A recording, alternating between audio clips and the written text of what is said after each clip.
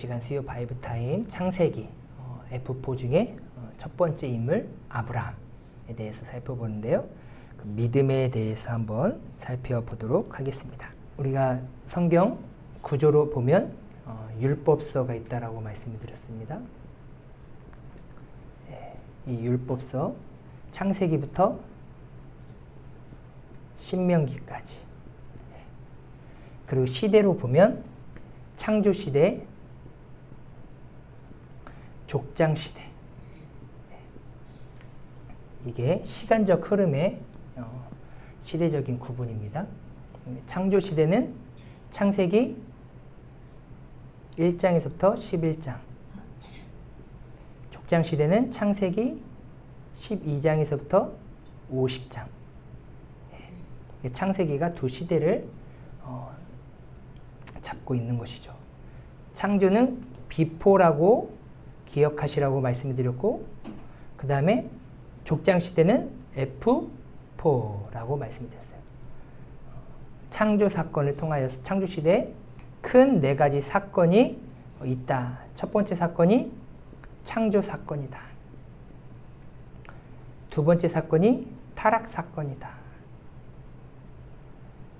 세 번째 사건이 심판 사건이고, 네 번째 사건이 분산 사건이다 라고 말씀드렸습니다. 그 다음에 이제 F4는 믿음의 사람 4명입니다. 첫 번째 사람이 아브라함, 두 번째 사람이 이삭, 세 번째 사람이 야곱, 네 번째 사람이 요셉입니다. 우리가 지금 이제 B4를 끝내고 F4, 하나님께서 하나님의 백성 이스라엘을 어떻게 시작하셨는지에 대해서 우리가 살펴보고 있는데요. 그 첫 출발의 사람이 누구냐면요, 바로 아브라함입니다. 그러면 아브라함을 생각하실 때 반드시 두 가지 단어를 꼭 기억하시라고 말씀드렸습니다. 첫 번째 단어가 언약, 두 번째 단어가 믿음입니다. 믿음. 하나님께서는 아브라함과 언약하시면서 그 하나님께서 아브라함에게 하신 그 언약을 신실하게 이루어 가심을 우리는 보게 됩니다. 그래서 아브라함과 한 그 언약은 무조건적 언약이라서 아브라함이 스스로 깰 수가 없어요. 하나님이 깨지지 않는 한 깨지지 않는 언약이 바로 아브라함의 언약이다라고 말씀을 드렸습니다. 지난 시간까지 한 2주 동안에 걸쳐서 아브라함의 언약에 대해서 살펴보았고요.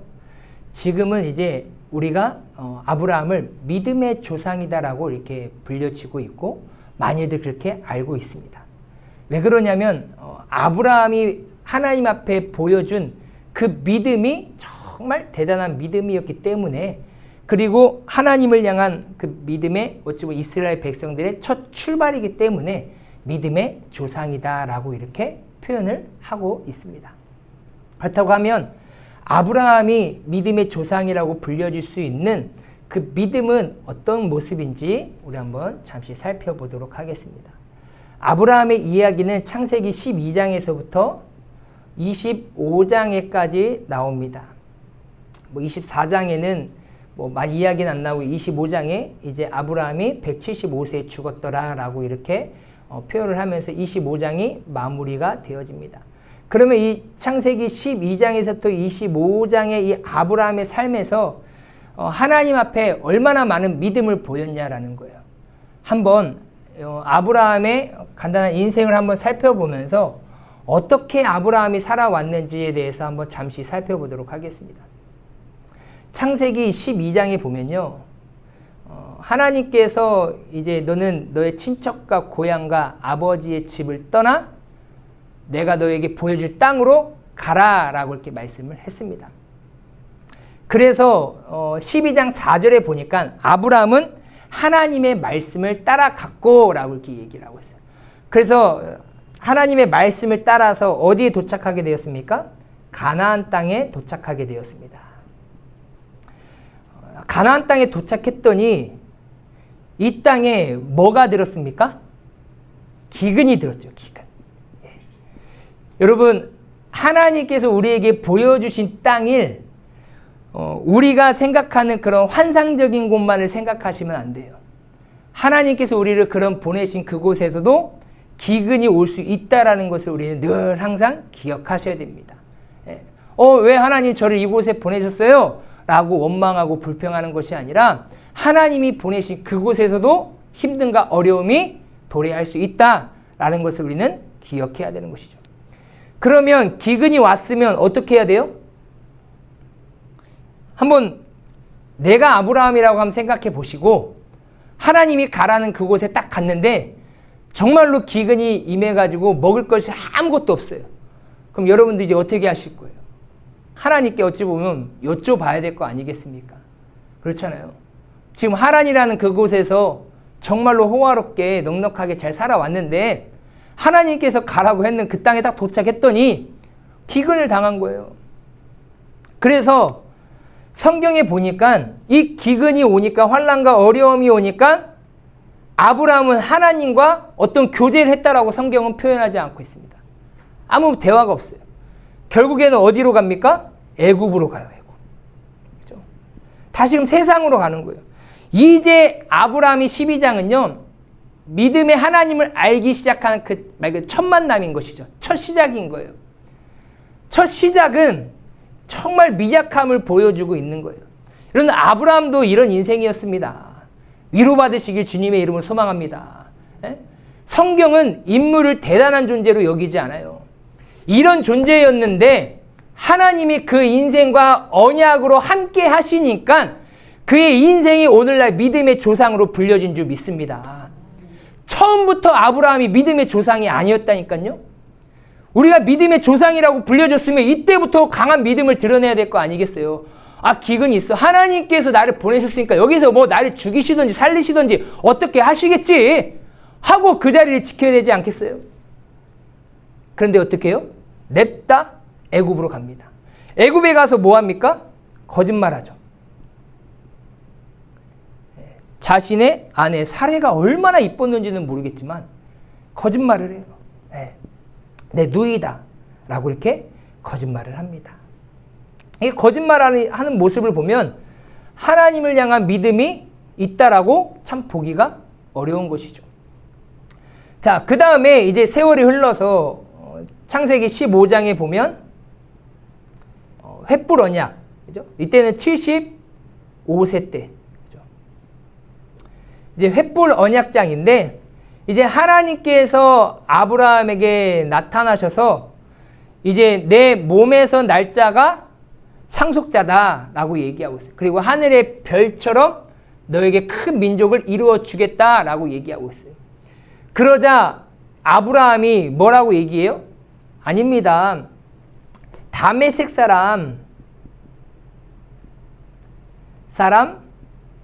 엘리에셀이나 나의 상속자로 삼아 주십시오라고 이러한 말을 해요. 그렇죠. 이런 믿음 있는 말인가요? 하나님께서 보내신 그곳에서 지금 살아가고 있음에도 불구하고 원래 아브라함은 가나안 주민이 아니잖아요. 고향이 어디예요? 우르라고 얘기하고 있어요. 우르. 그러면서 15장에서 아니다.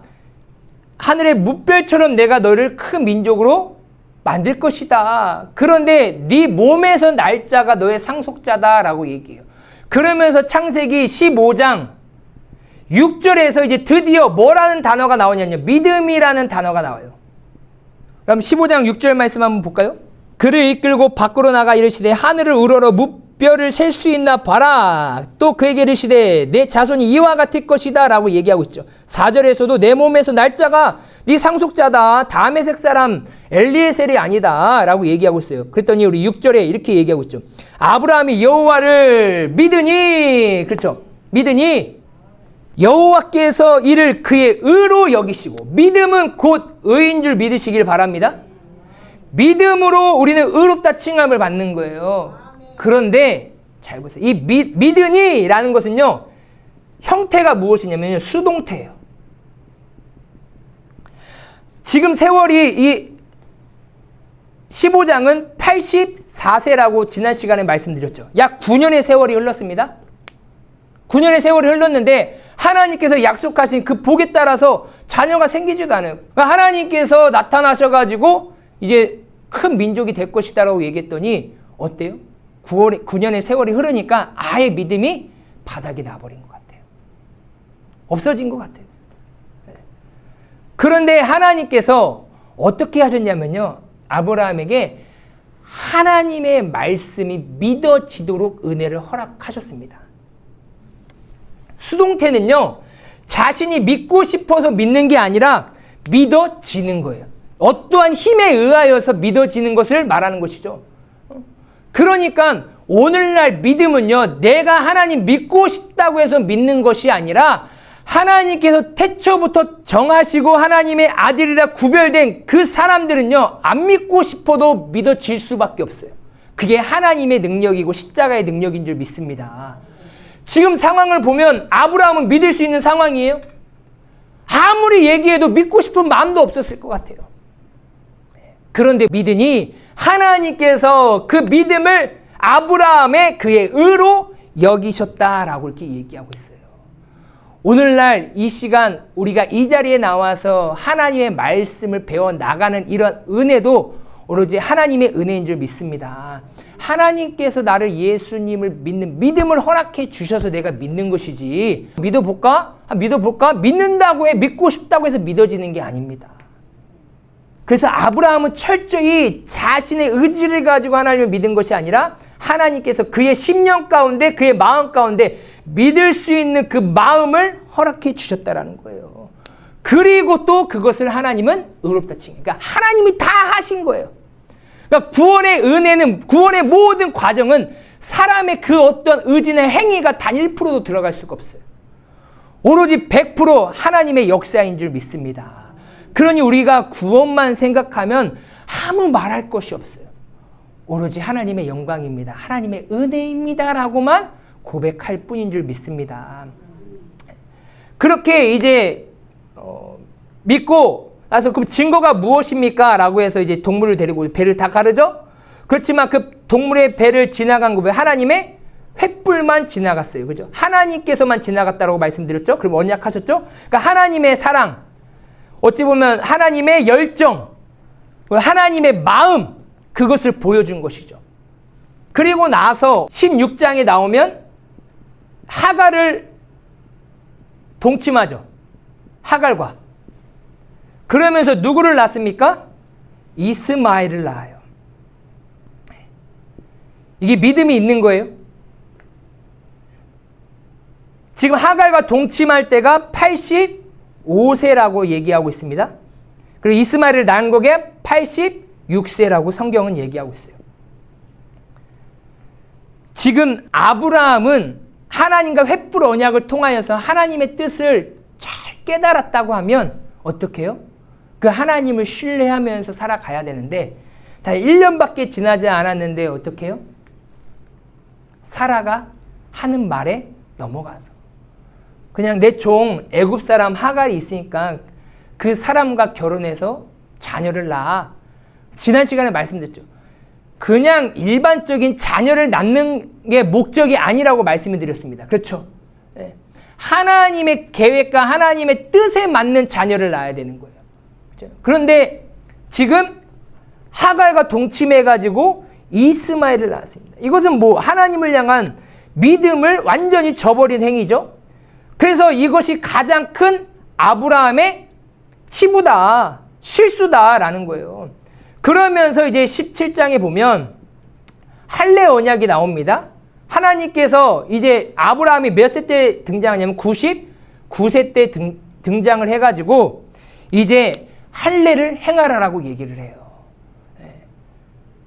내가 너로 큰 민족을 이루겠다. 약속을 다시 한번 하시면서 그리고 나서 내 몸에서 날 자가 너의 상속자다라고 이렇게 얘기하고 있어요. 그때 뭐라고 얘기합니까? 아니 하나님 그냥 이스마엘이나 저의 상속자로 그냥 삼아 주십시오라고 얘기해요. 그런데 그게 아니죠. 그러니까 13년의 세월이 흘렀음에도 불구하고 여전히 아브라함은 믿음의 조상이라고 불려질 수 있는 그러한 상황을 전혀 보여주지를 못했어요. 그렇잖아요. 하나님께서 나는 엘샤다이다. 전능한 하나님이다. 너는 내 앞에서 완전하라라고 이렇게 얘기하고 있죠. 이 완전하라는 것은 무엇을 의미하고 있어요? 너는 나만 신뢰하라. 나만 믿어라. 나는 전능한 자다. 너가 나이가 몇 살이든지 간에 너의 몸 상태가 어떠든지 간에 걱정하지 마. 의심하지 마. 너만 나를 신뢰하기만 하면 돼. 너는 내 앞에서 뭐 하라고요? 완전하라라고 이렇게 얘기하고 있어요. 그런데 그 말을 들었음에도 불구하고 아브라함은 이스마엘이나 하나님 제 상속자로 세워주십시오. 그리고 웃어요. 아브라함이 이 말을 하니까. 그 웃는다라는 게 기뻐서 웃는 게 아니라 비웃음이에요. 비웃음. 그러니까 하나님께서 여러분 이삭의 뜻도 웃음이죠. 이삭의 뜻이 웃음입니다. 아브라함과 사라가 똑같이 비웃습니다. 하나님의 그 말씀의 뜻에. 하나님은요, 우리가 생각하는 그런 비웃음을 기쁨의 웃음으로 변화시켜 주심을 믿으시길 바랍니다. 하나님이 언약하시고 하나님이 약속하시면요, 우리가 아무리 비웃어도 하나님은 내가 인정하지 않아도 하나님께서 이루어 주시면 나의 비웃음을 기쁨으로, 참 웃음으로 변화시켜 주시는 분이시다라는 거예요. 이렇게 철저하게 아브라함의 모습을 보면요, 하나님을 향한 믿음이 있는 사람인가? 의심할 수밖에 없어요. 그리고 동일하게 20장에 보면요, 그랄랑 아비멜렉 왕을 만납니다. 그 아비멜렉 왕 앞에서도 똑같이 거짓말을 하죠. 99세 하나님의 말씀의 명령을 받았음에도 불구하고 이제 이름이 바뀌었잖아요. 아브람에서 아브라함으로. 이제 하나님께 속한 인생이 되었어요. 근데 이제 그랄랑 아비멜렉을 만나니까 또 동일하게 속여요. 자신이 죽을까 봐. 우리가 핵심적인 부분들 안에서 삶을 보면 과연 하나님을 향한 믿음이 있었나? 왜 믿음의 조상이라고 불려질까? 라고 보여질 상황이 거의 없다라는 거예요. 어찌 보면 우리보다 더 못할 수도 있는 상황들이 더 많다라는 것입니다. 그렇지만 하나님은 이 연약한 인생을 계속해서 하나님의 언약으로 품어가시면서 연단해 가고 성장시켜 가야 됨을 우리는 성경을 통하여서 깨달아야 되는 것이죠. 이제 드디어 21장에서 하나님께서 그 아브라함 사라에게 은혜를 허락해 주셔서 드디어 아들을 낳습니다. 이삭을 낳아요. 이삭을 낳아요. 21장에 1절에 보니까 여호와께서 말씀하신 대로 사라에게 행하셨으므로 사라가 임신하고 하나님이 말씀하신 시기가 되어 노년의 아브라함에게 아들을 낳으니 아브라함이 그에게 태어난 아들 곧 사라가 자기에게 낳은 아들을 이름하여 이삭이라 하였고 8일 만에 할례도 행하고 태어날 때 아브라함이 100세다라고 이렇게 얘기하고 있어요. 자, 그러면서 이제 이삭과 이스마엘이 계속 싸우는 거예요. 이삭과 이스마엘 싸우니까 사라가 안 되겠네. 하갈 종을 내쫓아버립니다. 내쫓아요. 네. 그리고 나서 이제 22장에 나타나가지고 하나님의 명령이 떨어집니다. 하나님의 명령이 떨어져요. 22장 한번 볼게요. 22장 1절, 2절 말씀. 그 일 후에 하나님이 아브라함을 시험하시려고 그를 부르시되 라고 얘기했어요. 자, 하나님께서 지금 아브라함을 뭐 하십니까? 시험하십니다. 여러분 기억하시기 바랍니다. 하나님은 반드시 여러분들 각자의 믿음을 시험하십니다.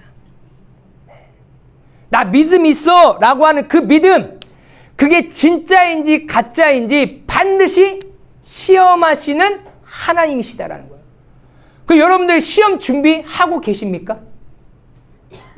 시험 준비하고 계세요? 안 하시면 시험 망치는데, 아니면 그 시험에 지금 벌써 통과를 하셨나요? 통과를 하시고 합격하셨으면 괜찮아요. 그런데 아직 합격하지 않으신 분은 시험 준비하셔야 돼요. 네. 이 시험이라는 것은요, 낫사라는 거예요, 낫사. 낫사라는 것은요, 검증하다, 입증하다. 네.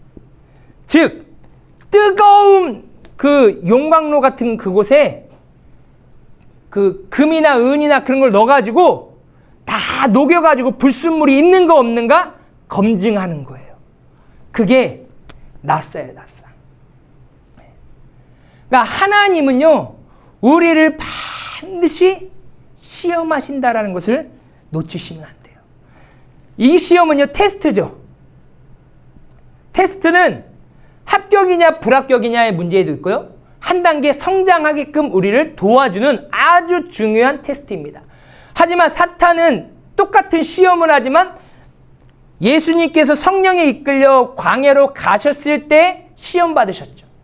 그 시험은 하나님에 의한 시험이 아니라 사탄의 유혹에 의한 템테이션인 거예요. 그러니까 시험은 두 가지 시험이 있는 거예요. 하나님께서 우리를 연단시키고 검증하기 위한 시험이 있고, 또 하나는 사탄이 우리를 유혹하기 위한 시험이 있다는 것입니다. 여기서는 하나님이 시험하시니까 아브라함을 테스트하시는 것이죠. 자, 그러면서 아브라함이 받은 테스트가 무엇이냐? 아브라함아 하시니 그가 이르되 내가 여기 있나이다. 여호와께서 이르시되 내 아들, 내 사랑하는 독자. 그죠? 내 아들, 내 사랑하는 내 독자. 여러분, 하나님께서 여러분들의 믿음을 테스트하실 때 뭘 가지고 테스트하실 것 같아요? 다 통과하셨어요? 네. 어떤 거 가지고 테스트하실 것 같아요? 보니까요, 사랑하는, 여러분 꼭 기억하세요.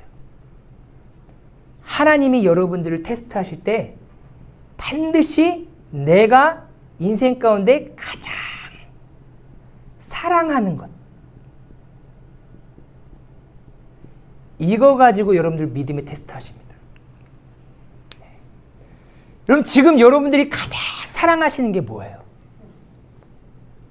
그게 돈일 수도 있고요, 내 자신일 수도 있고요, 남편일 수도 있고, 아내일 수도 있고, 내 자녀일 수도 있고, 세상 권력일 수도 있고, 명예일 수도 있고, 여러 가지가 있겠죠. 각자 사람마다 다 달라요. 그러니까 믿음 테스트는요, 각자 다 다릅니다. 돈을 가장 사랑하시는 사람은요, 반드시 하나님은 그 돈을 가지고 믿음 테스트 하십니다. 지금 아브라함에게 있어서 가장 사랑하는 존재는 뭐가 있을까요? 그죠? 이삭밖에 없어요, 이삭. 여러분, 50에 난 늦둥이도요, 무엇과 바꿀 수가 없어요. 그런데 모든 것이 다 끊긴 상태에서 낳은 독자 이삭이 아브라함에게 있어서 어떤 존재로 여겨지겠습니까? 얼마나 사랑스러운 존재겠어요. 근데 하나님께서는 이 이삭 가지고 아브라함의 믿음 테스트를 하시는 거예요. 준비하셔야 돼요. 내가 진짜 사랑한 게 뭐지? 그것을 가지고 하나님보다 이걸 더 사랑하는지, 아니면 이것보다 하나님을 더 사랑하는지 믿음 테스트 하시는 거예요. 그런데 테스트 방법이 뭐예요? 이삭을 번제로 드려라 라는 거예요. 번제. 번제는 다 태워드리는 거예요. 불로 다 태워드리는데요, 번제를 드리려면 내가 가지고 온 그 재물을 제사자가, 당사자가 잡아야 되는 거예요. 다른 사람이 잡아주면 안 돼요. 왜요? 그 재물을 할 때는 나의 죄가 그 동물에게 전가됐기 때문에 내가 잡아야 되는 거예요. 그러니까 어찌 보면 내가 죽는 거나 마찬가지인 것이죠. 그런데 지금 내가 가장 사랑하는 독자 이삭을 어떻게 해요? 배를 갈라야 돼요. 토막을 쳐야 됩니다. 가죽을 벗겨야 돼요. 그리고 불로 태워야 그게 하나님이 받으실 만한 합당한 향기로운 번제로 드려집니다. 여러분 꼼수 부리면 안 돼요. 번제 드릴 때 토막 내다가 마디마디마다 토막 내야 되는데 여기까지 토막 내기엔 더 이상 못 되겠어. 그럼 하나님 그 번제 받으실까요? 안 받으실까요? 안 받으십니다. 하나님이 가르쳐 주시는 그 방법대로 번제를 드려야 돼요. 하나님이 받으시면 그것이 합격이 되는데 그 제물이 이삭이다라는 거예요. 이게 결코 쉬운 일이 아니라는 것입니다. 그런데 이 믿음 테스트에 이 아브라함은 어떻게 했냐면 합격 통지서를 받았습니다. 성경에 보니까 사자가 이르시되 그 아이에게 내 손을 대지 말라. 그에게 아무 일도 하지 말라. 내가 내 아들 내 독자까지도 내게 아끼지 아니하였으니 내가 이제야 내가 하나님을 경외하는 줄 아노라. 그래, 너가 나를 향한 믿음, 완전한 그 모습 진짜구나 라고 이 믿음 테스트에 통과를 했다라는 사실입니다. 아브라함이 정말로 왜 통과할 수 있었냐면요, 10절에 보면요, 손을 내밀어 칼을 잡고 그 아들을 잡으려 하니라는 그 단어가요, 벌써 이 재물을 죽이려고 하는 그 힘이 손에 들어갔다라는 의미를 담고 있어요.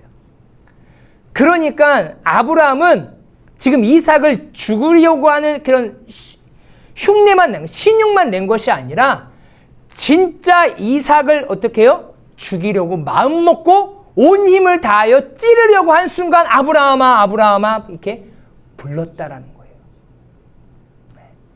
그러니 지금 아브라함은 하나님께서 테스트하신 그 믿음에 완전히 합격했다라는 것을 보게 됩니다. 자, 어찌 보면 말도 안 되는 하나님의 믿음 테스트이지만 아브라함은 통과를 했습니다. 그런데 이 통과를 할 수 있었던 그 앞에 선행되어지는 그 행위가 무엇이었느냐? 첫 번째, 아브라함은요, 하나님의 이 테스트 시험 방식을 듣자마자 하나님의 말씀에 즉각 반응을 했다라는 거예요. 여러분, 하나님의 말씀에 즉각적인 반응을 하시길 주님의 이름으로 소망합니다. 예. 왜요? 이 지금 1절, 2절을 통하여서 하나님께서 아브라함을 테스트하신다고 하셨고 내가 사랑하는 그 독자를 번제로 드리라는 그 말을 들으면 우리는 어떡하겠어요? 하나님의 명령이 떨어지면 우리의 인생은 즉각적으로 해야 되는데 그 말씀을 즉각적으로 하지 않으면 그 말씀대로 행하기가 매우 어렵다는 것을 우리는 보게 되는 것이죠. 성경 말씀 한번 보겠습니다. 자, 22장 3절 말씀에 보면 아브라함이 아침에 일찍 일어나라고 얘기했어요. 여러분 한번 생각해보세요. 여러분들이 지금 독자 이삭을 번제로 드려야 된다는 이 명령 테스트를 들으면 아침에 일찍 일어날 수 있겠어요? 아침에 일찍 일어난다라는 것이 쉬울까요? 아니에요. 다른 날에는 막 새벽부터 일어나가지고 막 일하고 했는데 다음 날에는 어떻게 늦잠도 자고 막 무슨 일을 하려고 하면 막 늦게 하고 머리 아프다고 하고 온갖 핑계를 다 대면서 부당한 하나님의 이 명령을 조금씩이라도 미루려고 그런 모습을 나타낼 수 있는 모습들이 있단 말이에요. 그렇지만 아브라함은 그 하나님의 명령을 듣자마자 이 명령을 즉각적으로 순종하기 위하여서 아침에 일찍 일어났다라는 사실입니다. 여러분, 사탄은요 어떻게 하냐면 하나님의 말씀에 즉각적으로 반응하지 않게 하고 하나님의 말씀을 늘 항상 고민하게 합니다. 고민하게 해요. 늦추게 해요. 사탄은요. 결국에는 하나님의 말씀대로 불순종하게 만들어요. 그렇지만 뭐에는 즉각적인 반응을 하냐면요. 죄에 대해서는 즉각적인 반응을 하게 만들어요. 하나님을 떠나는 것 즉각적으로 반응하게 만들고요. 세상 사랑하는 것 즉각적으로 만들어요. 그게 사탄의 역할인 거예요. 여러분, 우리의 반응을 한번 살펴보세요. 하나님에 대한 반응을 즉각적으로 하십니까? 아니면 사탄 마귀가 유혹하는 그 세상 유혹에 우리는 즉각적인 반응을 하고 살아가고 계십니까? 왜 우리가 아브라함처럼 그 믿음의 테스트를 통과하지 못하는 이유가 무엇인지 아십니까? 하나님의 말씀에 즉각적인 반응을 나타내 보이지 않고 있기 때문이라는 거예요. 왜요? 다 고민하고 생각해요. 다 제봅니다. 하나님의 전지전능하신의 능력보다도 나의 경험과 나의 지식과 지금 나의 상황이 더 옳은 거예요. 그렇게 하다 보니까 하나님이 나를 믿음의 테스트를 하시는데 자꾸 그 시험을 보고 통과하려는 것이 아니라 계속해서 그 시험을 미루기만 하는 거예요. 여러분, 아브라함에게 온 이 테스트 우리에게도 반드시 온다라고 하는 것을 기억하셔야 돼요. 그래서 하나님보다 내가 더 사랑하는 것이 있는가 없는가 하나님은 반드시 테스트하십니다. 그래서 우리는 말씀에 즉각적인 반응을 해야 된다. 두 번째, 어떻게 이 어마어마한 테스트에 통과할 수 있었느냐? 아브라함은 하나님의 약속의 말씀을 신뢰했어요. 자, 5절 말씀 한번 보겠습니다. 이에 아브라함이 종들에게 이르되 너희는 나귀와 함께 여기서 기다리라. 이제 하나님께서 가르쳐 주신 그 산에 도착했습니다. 산 밑에. 그러면서 이제 그 종들에게 얘기하는 거예요. 너희들 여기 남아 있어라. 내가 아이와 함께 저기 올라가서 하나님 앞에 예배하고 번제 드리고 뭐라고 얘기하고 있어요? 그 다음에요. 우리가 너희에게로 돌아오리라 라고 얘기했어요. 원래 하나님의 이 명령대로 한다고 하면 누구만 돌아와야 돼요? 아브라함만 돌아와야 되는데 지금 아브라함은 지금 복수를 쓰고 있어요. 우리가 돌아오겠다. 지금 누구예요? 아브라함과 이삭 같이 함께 내가 오겠다라고 얘기하고 있어요. 어떻게 이런 말을 할 수 있었느냐? 21장 12절 말씀 한번 보겠습니다. 하나님이 아브라함에게 이르시되 내 아이나 내 여종으로 말미암아 근심하지 말고, 아까 21장에서 지금 이스마엘과 이삭이 자꾸 싸우니까 사라가 힘들어하니까 사라가 그 종의 가족을 쫓아버리는 거예요. 그러니까 그래도 하갈은 첩이지만 아내의 역할이잖아요. 그러잖아요. 아브라함이 이스마엘을 낳았으니까요. 그런데 그 하갈과 이스마엘이 떠난다라는 것이 한켠으로는 마음이 아플 거 아니겠습니까? 그러니까 뭐라고 얘기해? 너 근심하지 말아라. 네 여종으로 말미암아. 사라가 너에게 하는 말을 다 들어라. 그리고 나서 뭐라고 얘기합니까? 하나님께서 이삭에게서 나는 자라야 내 씨라 부를 것임이니라 라고 얘기하고 있어요. 그러니까 분명히 하나님께서는 너의 씨가 누구냐? 이삭이라는 거예요. 이삭밖에 없다라는 거예요. 이삭 아닌 다른 사람이면 그것은 너의 씨가 아니다. 너의 씨로 말미암아 내가 큰 민족을 이루겠다라고 얘기하고 있는데 너의 씨는 이삭밖에 없어. 이렇게 하나님께서 약속하셨단 말이에요. 그리고 나서 22장에서 이 믿음 테스트를 한 것입니다. 아, 하나님께서 분명히 나에게 약속하셨지. 이삭밖에 없으니까 내가 아무리 이삭을 죽인다 할지라도 하나님은 이 이삭을 살려내실 거야. 왜요? 하나님은 횃불 언약을 하셨고 할례 언약을 통하여서 하나님의 큰 민족을 나를 통하여서 이루시겠다라고 약속하셨고 내 몸에서 날짜, 내 씨로 말미암아 그 민족이 이루어질 것이다라고 약속하셨다라는 거예요. 그것을 아브라함은 믿고 있었다라는 거예요. 우리가 잘 알고 있죠. 히브리서 11장에 이렇게 얘기하고 있죠. 아브라함은 시험 받을 때 믿음으로 이삭을 드렸으니 그는 약속들을 받은 자로 돼 그 외아들을 드렸느니라. 그에게 이미 말씀하시기를 내 자손이라 칭할 자는 이삭으로 말미암아 느니라 하셨으니. 그렇죠? 너의 자손을 칭할 자는 이삭밖에 없다. 그는 하나님이 능히 이삭을 죽은 자 가운데서 다시 살리실 줄로 생각한지라, 믿은지라. 그게 믿음인 것이죠. 그래가지고 어떻게 해요? 이유컨대 그를 죽은 자 가운데서 도로 받은 거예요. 그러니까 힘을 주고 죽이려고 하는 그 순간 하나님께서는 이삭을 죽은 자 가운데 살리실 것을 믿었으니까 지금 이삭은 뭐예요? 죽은 것이나 마찬가지다라고 하나님은 보신 거예요. 그러한 믿음을 하나님 앞에 올려드리니까 하나님은 그 아브라함을 인정하시는 거예요. 야, 그래. 너가 가장 사랑하는 이삭을 나를 위하여서 아낌없이 드렸구나.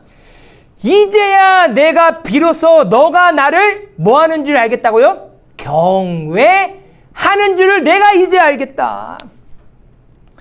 여러분 진짜 하나님을 경외하는 자가 되시길 주님의 이름으로 소망합니다.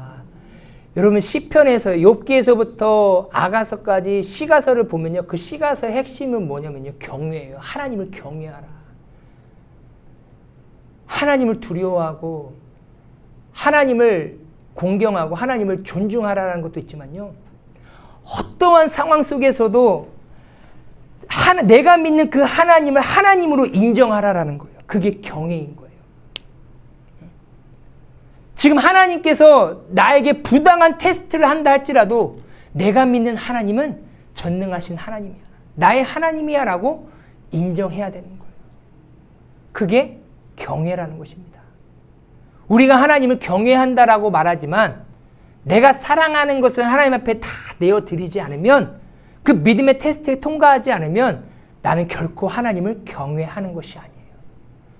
하나님을 이용하여서 내가 이 세상에서 무엇인가 얻고자 하는 것을 얻기 위해서 하나님을 믿는 것 뿐이지 진정으로 내가 하나님을 경외하는 심령으로 하나님을 믿고 있는 것이 아니다라고 성경은 말하고 있어요.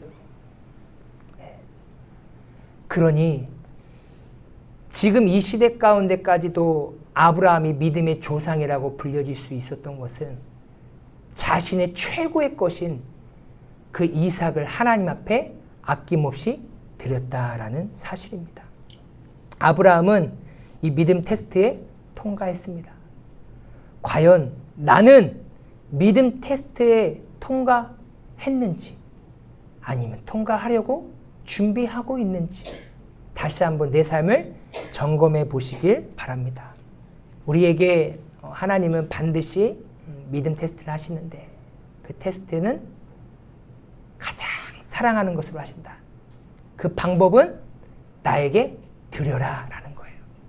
그것이 무엇인지는 모르겠지만 다 다르겠지만 가장 사랑하는 것을 하나님 앞에 드림으로 하나님을 경외하는 자로 인정받으시길 주님의 이름으로 축원합니다.